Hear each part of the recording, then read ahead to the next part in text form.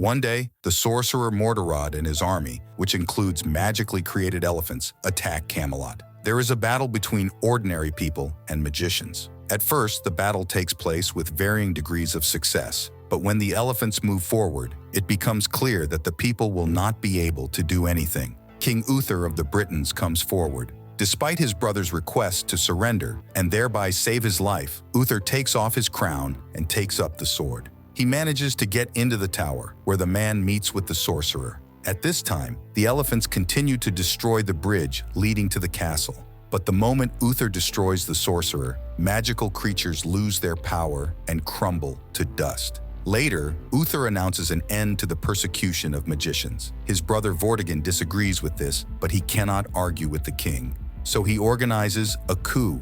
Uther tries to save his wife and son. At this time, Vortigern sacrifices his wife to the sea witches, who give a demon knight in return. He catches up with Uther and kills the queen in front of the king's son. After some time in Londinium, the women notice a boat in which the child is lying and take him with them. The boy finds himself in a cheerful home, because his savior turns out to be one of club workers. Arthur embraces the simple life and grows up to be an experienced fighter. While Vortigern becomes king, Arthur learns many different ways to make money, which he hides in a box. Then the guy begins to defend the girls and does not let the clients be aggressive. Arthur is taught the art of combat by the Chinese George, who has his own school. But the guy is increasingly tormented by dreams in which he sees a terrible demon knight. Meanwhile, the water suddenly recedes from the shores of Camelot, and a sword stuck in a stone becomes visible. Many knights are trying unsuccessfully to pull it out because, according to legend, whoever does this will become king. Concerned, Vortigern descends into the underground grotto and calls the sea witches, but they remind him that they have fulfilled their part of the agreement. But he missed the true king. The only way out is to quickly complete the magic tower and kill the escaped prince. Meanwhile, Arthur brings money to the victims of the Vikings. At this moment, soldiers knock on the doors, looking for the conspirator who attacked the royal barge. But their sergeant sends the soldiers away, and then he talks to Arthur, who suddenly betrays the hidden fugitive. The guy is taken away, and the sergeant goes down to the basement, where Arthur's friends are already waiting for him. It turns out that they are all members of the resistance. Arthur says that one of the girls, named Lucia, was in trouble. Arthur and his friends punished a group of Vikings by forcing them to pay the girl an amount comparable to her annual salary. However, this time Arthur found himself in an unpleasant situation because the Vikings were guests of the king. By attacking them, he and his crew committed a crime against the king. Arthur is forced to flee, but is caught and put on a ship with hundreds of other people. On the way, he learns that a mysterious sword has appeared near the castle, and Vortigern has ordered every man of a certain age to try to pull it out. When Arthur's turn comes, he draws the sword and falls unconscious. Vortigern finds out about this and meets him in the dungeon. There, he tells Arthur his true ancestry. Meanwhile, a woman named Guinevere meets with Bedivere, Uther's former general. At this time, on the orders of Vortigern, Arthur's execution is being prepared. A huge number of people come to the palace, wanting to see the death of the true king. But together with Arthur, the king decided to execute Lucy, because of whom the interests of his Viking friends suffered. Arthur is taken to the execution site, where Lucy is killed first. Arthur is handed a sword, mocking his royal heritage. He refuses to take the weapon, after which the guy is tied up. The executioner approaches the axe, but suddenly, a huge eagle flies from the sky and prevents him from taking the weapon. This is Guinevere using her magic. The animals begin to go crazy. The king suddenly begins to feel ill and is taken to the palace. Bedivere's men rescue Arthur. Later, they take him to a secret place. He is eventually brought to a cave located in the heart of the Forbidden Mountains, where he is met by Bedivere and Slippery Bill. Arthur initially refuses to help and gets into a fight. He easily defeats Slippery Bill. But when he picks up the magic sword, Arthur sees the demon knight and again loses consciousness. The guy sees everything that happened to his family. Guinevere thinks that Arthur is resisting the sword and persuades Bedivere to take Arthur to the Darklands, where he must touch the altar stone with the sword. Arthur is brought to the entrance and goes into the dungeon, where he has to fight giant snakes, bats, and rats. He passes all the tests, then gets to the foot of the tower and applies the sword to the altar stone. The wolves retreat, seeing the revealed power, and the man sees the death of his mother and his father's final battle with the demon knight. It was then that Uther turned to stone, pierced by his own sword. And under the guise of a demon, Vortigern was hiding. Guinevere explains that his enemy is building a magic tower in hopes to become stronger than Morderod. It was Vortigern who destroyed the wizards who were on the side of Uther. Morderod killed the king of magicians and took his staff to his tower, where he unleashed dark forces. But Merlin stole this staff and made the sword Excalibur out of it and destroyed the tower. The sword was given to the Lady of the Lake, who bound him to the Pendragon bloodline. Now, Arthur must own it.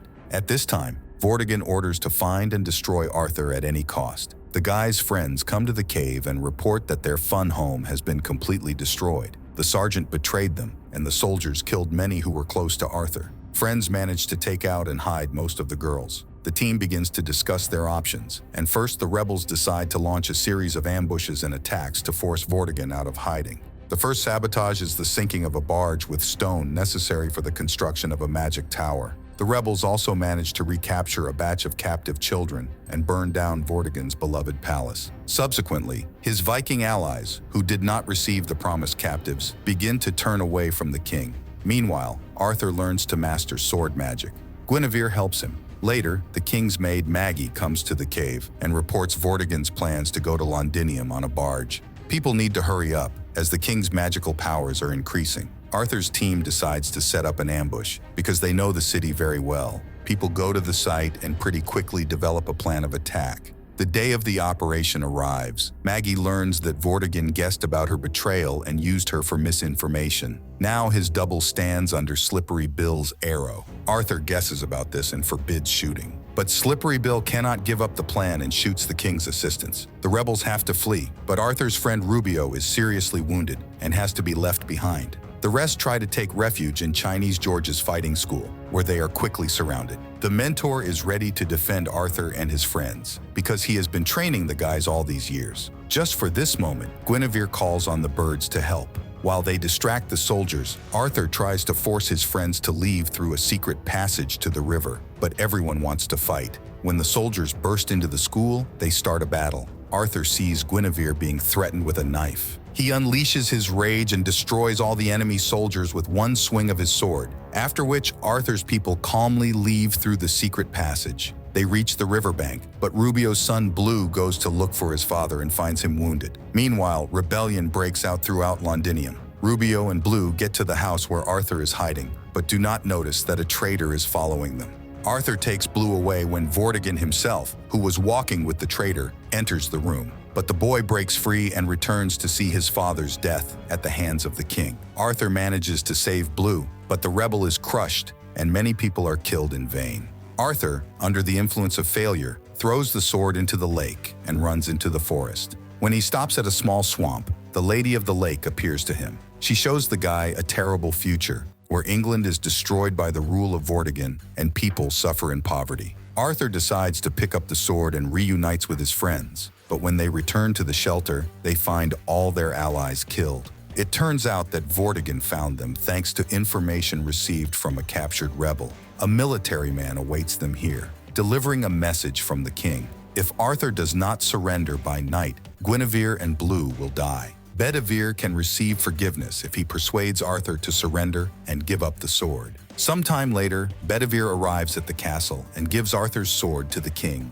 Arthur will come to his uncle if he frees Guinevere, because without a sword, he is not dangerous. Vortigern releases the sorceress. She prepares Arthur for battle. The sorceress creates a snake that releases poison into his blood, which helps a person see the magical world. Arthur travels to Camelot, where a huge eagle brings a giant snake from Guinevere.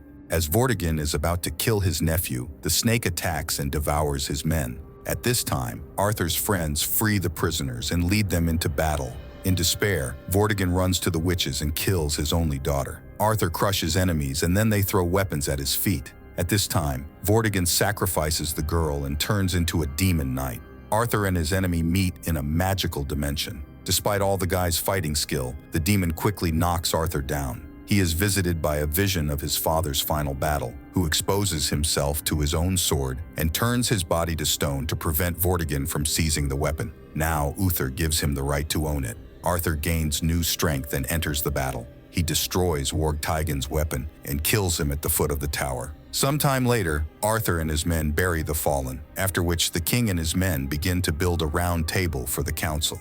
Arthur breaks the agreement with the Vikings. He declares that they must respect England's authority if they are to avoid war. Then he knights his friends. After this, his vassals accepted the rule of England. Arthur is crowned in front of all the people, and the crown is carried out by Blue and the girls from that same cheerful house.